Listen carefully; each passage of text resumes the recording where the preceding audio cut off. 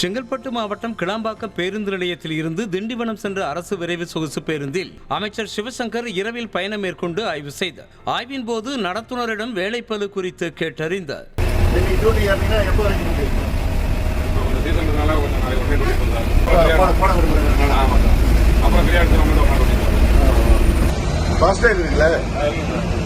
உங்களுக்கு சொந்த ஊர் சேலம் ஆத்தூரா? எந்த டெப்போ இருக்கீங்க இப்ப?